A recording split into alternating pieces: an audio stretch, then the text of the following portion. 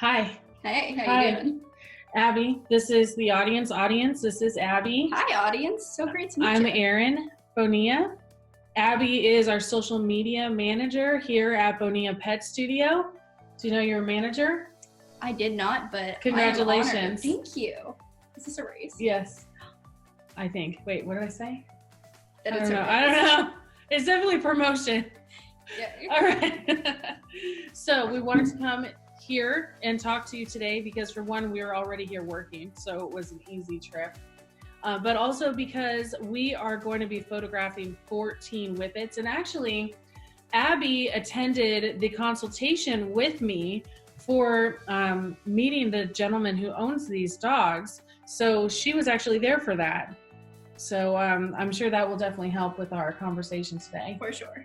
So I always take a lot of notes, during a consultation. And usually I would get the names, ages, and how long they've had them and personality types for every one of the pets. But when we have 14, I actually didn't do that much this time. I do have the names of not all of them, though. So we have Orville and Wilbur, Mouse, Star, Babe, Lexi, and Lauren. Or is it Lauren? I think it's Lauren. There were some interesting names in there. It's weird spelling. There's Walter the farting dog. Do you remember that? Yep. Can you tell me about what was that all about? Apparently just a habit that the dog had, but each of the dogs had very interesting little nicknames because even though he had so many, they are in essence his children. So he has endless stories about them. He can somehow keep them all straight and has all these little tidbits regarding why they're named. Wow, that's amazing. And so this client's idea was having a portrait of him reading to all of them a bedtime story, which I thought was an interesting concept that he had come up with himself for wanting to have a portrait of. Do you remember our conversation about that? Yeah, I remember quite a bit of it. And you had a really interesting idea with the lighting. What was that about with the book? Something magical. Yeah, because every year you may have seen these Christmas type portraits where it'll have a small child reading a book, like the night before Christmas. Mm-hmm. And it'll have the light coming from the book, like glowing onto the child's face. So you can really see their face and the wonder that they have reading the book. Mm-hmm. So I was kind of thinking of something magical like that. He also was thinking about using the book or the picture as a Christmas card. So we're thinking of Christmas-tizing the picture. So he would have a really beautiful composite image of all of his dogs that will work as a year-round wall art piece that you want to keep up for years and years and years. But then in the computer, I'll like Photoshop Santa hats on the dogs and like add snow, change the book that he's holding to like a Christmas book, and then so like Christmas ties, Christmas. Yeah, because I believe the farting dog story, it has to do with one of his dogs, but that's actually the book that he wants to hold. Because you guys were spitballing back and forth. That's right. He had an idea about exactly what it wanted to look like, but he wasn't sure how to make it all happen. That's when you guys went back and forth. You had the great ideas with lighting and how to get all the faces to show. But he really came in with that image that he wanted. And he just knew exactly what he was going for. Yeah, and I think that the mood that he wanted to create with that was a sense of family, a sense of connection. Because when you read to someone, you're really, you're making a connection with them. And I think that's what he wanted to show in the image, is him connecting with all of his fur babies. And it's very real because he sits down every single day and reads to those dogs and spends one-on-one time with every single one of them. I don't know how he swings it. I think the dogs actually live in a kennel that is actually bigger than the house that he lives in. That is a true dedication and love to having your pets right there. Yeah, it is. I asked him about his history with whippets in particular. And he said that when he was a young boy, he had to rescue a whippet that was really sick. And he had to recuperate this dog, bring it back to life and health. And then he actually ended up adopting a whippet around a little bit after that. So he formed an affinity for that breed of dog very early on, and his entire career has also been in veterinary medicine. So he's a very compassionate and incredibly smart on top of that. It came through with everything he said, and witty. Like some of his jokes, you take a second because he slips them so casually into the conversation. He's a character and love him. Yes, I can't wait. So the what's the word? Logistics of photographing 14 dogs in one day in one portrait.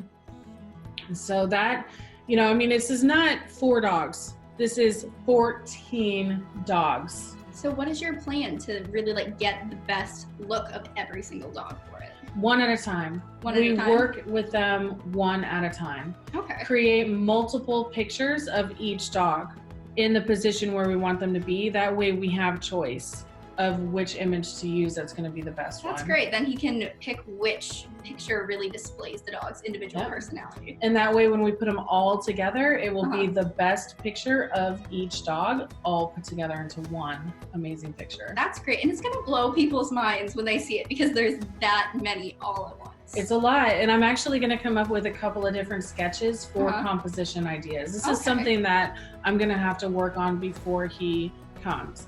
And he actually has to take 2 trips from his house. He actually lives about an hour and a half away from the studio. He has to load half of the dogs up in his van.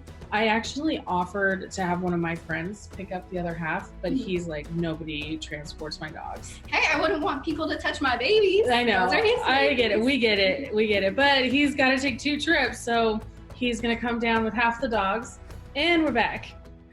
So I was talking about how the difficult part will be creating half of the composition, and then later in the day, he is going to come back with the second half of the dogs and creating the second half of the composition. So I'm thinking that left and right is the only way that we're going to be able to do that easily. Most likely. And I have a question for you. With positioning the dogs, are you going to go into it with just one set of positions to have them all in mind, or with each set are you going to try a couple different things to see what works out the best in the end? I'm going to do one. Okay. Yeah, because when you have 14 dogs and then you also add in variations of poses, now all of a sudden you're looking at 100 different pictures that you have to try to create one picture from. Now, I'm not saying that you put 100 pictures in Photoshop and try to put them together. What I'm saying is you have to sort.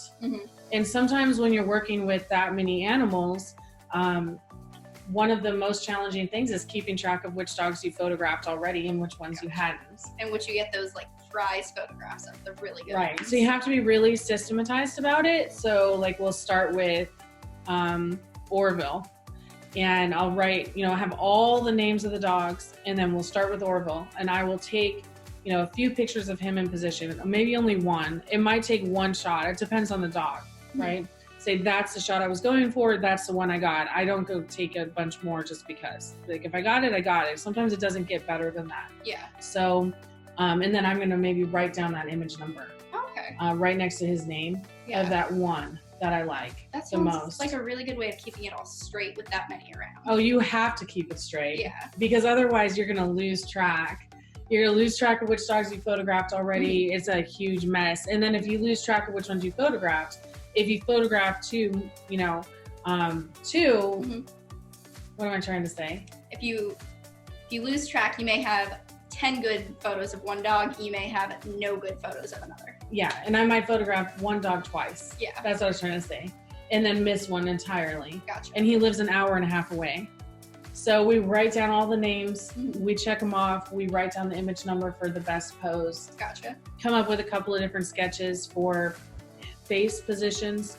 So I'm going to find out from him some more detail. There's some things I didn't ask, like different sizes. Are there any that are really a lot larger than others? Are there any that are a lot smaller than others? Are there any, they're whippets, so they're not overweight, most. I don't think I've ever seen a fat whippet. I don't think so. Not with the way those dart off so quickly. They're very thin, yeah. How do I get the whippet jeans? I don't know. I got them and I don't want them, so I think you just have to trade with somebody because the grass is greener on the other side. Okay, maybe true. Freaky Friday. Trade places with you or with a whippet? Either or. Okay, we're going on a tangent. We're totally getting off track here. So he is going to display this portrait in the dog's kennel, which is a custom built kennel behind his house. There's like a couch in there. He's going to put it above that.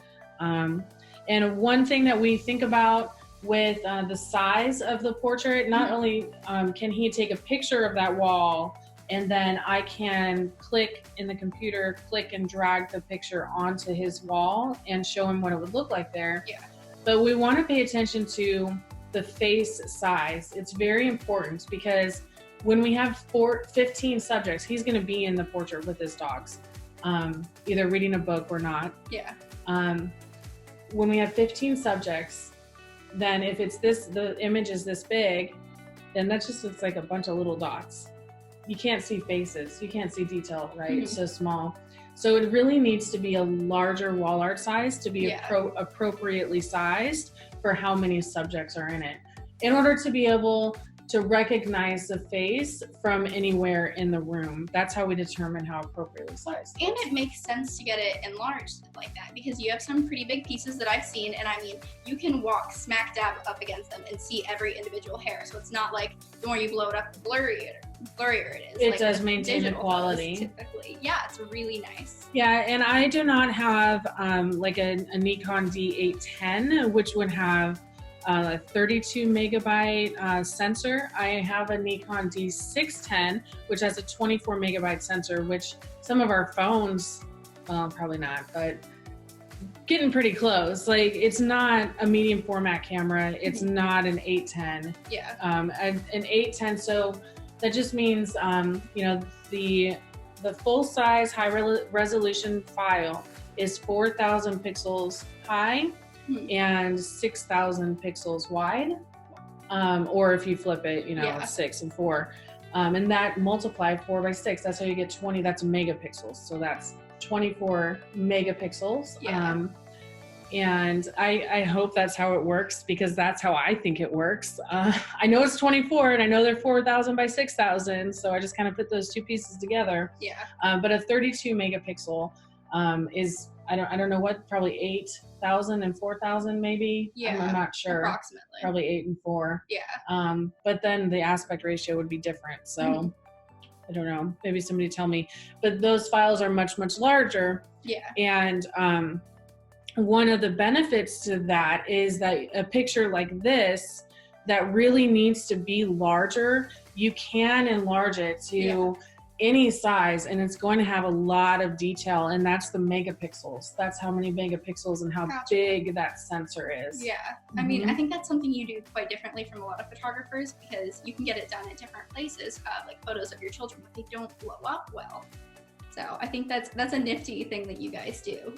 It's very high quality. It's very high quality. Blows my mind personally every time I see a new piece. But well, and then another option is, if I wanted to zoom in and fill the entire frame, that entire high resolution file with each dog, then in the final image, each dog would be a high resolution file. So when that portrait is 5 feet wide, then you will really see the detail in each dog, because each file would be like 14 or 15 high resolution files, which could really be 10 feet wide, and it would be still sharp. There's so many like really, really important, small but hugely important details that go into every single portrait you do that I didn't realize at first. Oh yeah. Like, there's a lot It's of technical. Very much so. It's and creative at the same time. So. I'm a pretty technical shooter.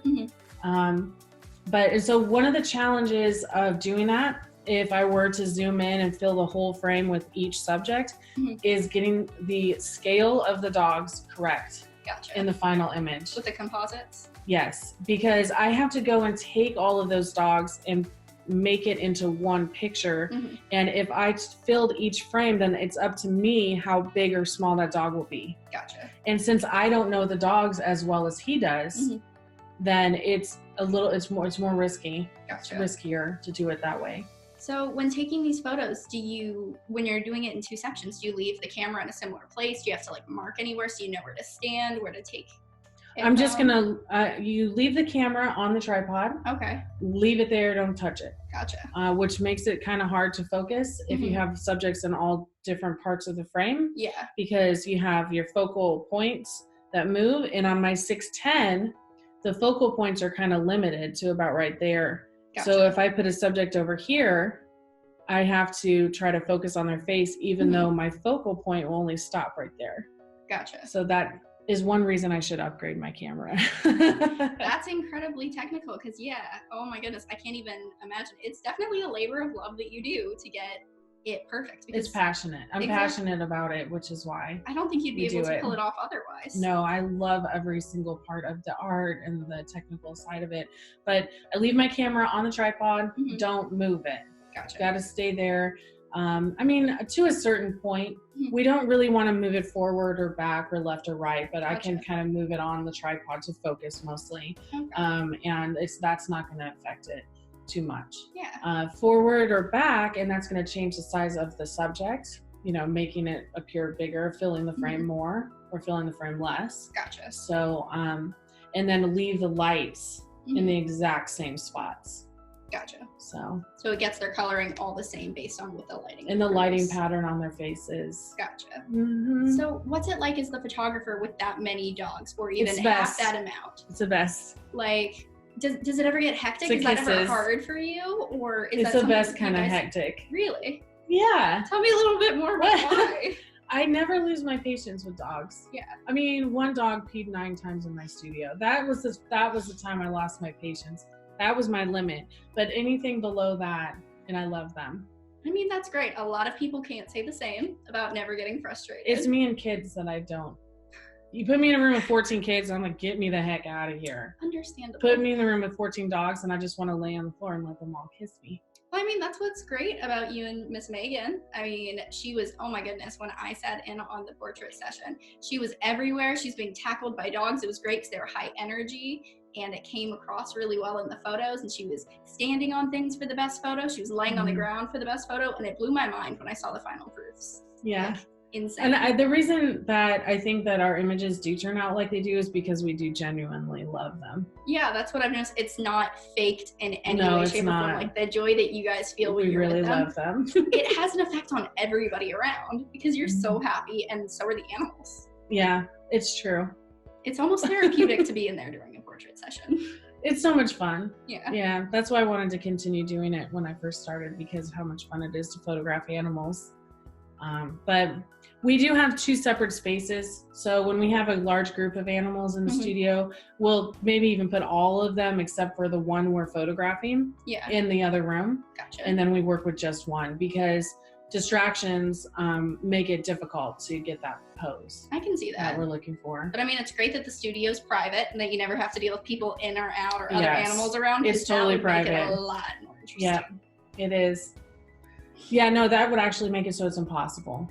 Yeah, because that's the issue with a lot of places that even do photography for children, is the fact that when it's that open, I mean, you see somebody walking by, you hear a noise, it distracts the subject, and it's hard to get the right photo. Yeah, and you can't have that happen with cats in particular, or timid dogs that are scared. If there's a lot. And then one thing we should talk about is the shape of a Whippet's face. Because, compare a Whippet to a pug. Right? A Whippet has a very long snout, a very long and narrow face, and a pug is the opposite, is a flat face. Yeah. Well, I'd imagine a pug would be a lot easier to photograph, because with the angles with a Whippet, you'd want to make sure you're showing the most of their facial features, which might be hard with how long their face is. Well, it's really making sure that the shadow side is not too dark. Gotcha. Especially on a dark dog, because it's harder for the light to wrap around the front of that face because it just goes out so far. Whereas a pug, the light can just spill across the entire face. Yeah. So the shadow side, you really have to fill that in well. Yeah. With greyhounds and Whippets, any dog that's got a very narrow, long face. Well, it seems like you have the method down pat, because I wouldn't have even considered that as something that you really needed to worry about all that much. You do. And then also the depth of field, because from the nose all the way to the tips of the ears and the back should be in focus. It's for humans and for dogs too. I like to have the nose sharp and the eyes sharp. And when you have a very long face, you have to use a pretty narrow aperture. So I'm probably going to use f10, f11 would definitely work for that, depending on how far away my camera is. Gotcha. And then if I'm using f11, then I have to bump my lights up. And that's something to consider, because, you know, if I'm using f11, I have to bump the power on my lights up, and I also have to photograph 8 dogs. Then I need to, you know, make sure that my lights are fully charged. Yeah, that'd be a necessary evil to make sure it takes place. Yeah, it'd be nice if I could just plug in my lights. One day I'll have hardwired lights. I don't have to worry about that. That'd be really, really nice. Yeah, and one day I'll have a camera where the focal points can move all the way to the edge. That'd be nice too. Maybe one day I'll have one of those cameras with a big sensor, so I can not blow up. We don't blow anything up here. So I can enlarge a photograph to an appropriate size. You can always improve. Lots of things to improve on, but we're doing pretty well. Technology is always improving as well. So with every year, there's going to be a new, better camera for you to get eventually. That's true. And I haven't gotten a new camera since 2017. Really? Maybe 2016. Wow. I'm not really one of those people that just upgrades gear for the heck of it. Yeah. I spend money on building my business, and buying a new camera doesn't really help my business do any better. That's kind of pleasantly surprising to hear, because I get a lot of questions about the kind of camera you use, because people are like, it's got to be a recent model. It has to be that one that came out last month that's so nice. They assume that it has to be incredibly high tech. So it's a nice camera. It's a 610, which is the first level of the full frame for Nikon. But no, it's not. It's definitely not like a $5,000 or $6,000 camera. It's not medium format. It doesn't need to be. It doesn't need to be. What's important is what is in here. The vision for the picture is all that matters. And the skills that the person behind the camera has. Exactly. Clearly. Yeah, that's really my image. My image is Boudoir Guinea. Right here. I love that. Boudoir Guinea. This was an internationally published series of images by Cater's News Agency. It was published around the world.